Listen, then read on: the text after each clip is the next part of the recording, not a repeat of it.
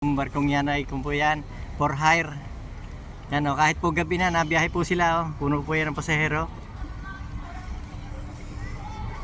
20 euro po ang bayad dyan. 20 euro, 15 euro ganyan. Yan o. Yan, ganda po guys. Marami po nasa kay diyan. Kung po yan eh. Na hinahire, bibili lang kayo ng ticket. Dito pa sa Marimagnum. Yan, kumpleto po sa loob. Pwede kayong umorder dyan ng pagkain. Yan, may kumpleto, may CR lahat, may mga lamesa, may mga parang mabibilhan nyo ng mga pagkain. Yan o, halos 2 oras po takbo niyan, iikutin itong puerto, yung po. Dito yung kinakakuha ng Barcelona, dito yung mga paradahan ng mga barko. Yan o, ganda po guys o.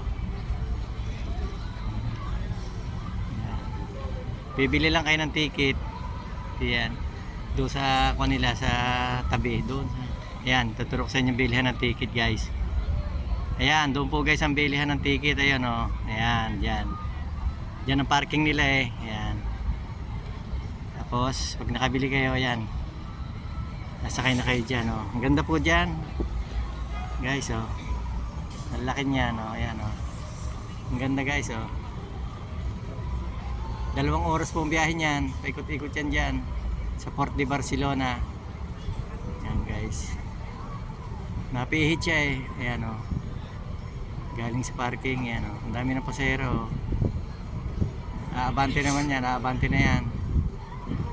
Ayan. Ayan guys. Paabante na o.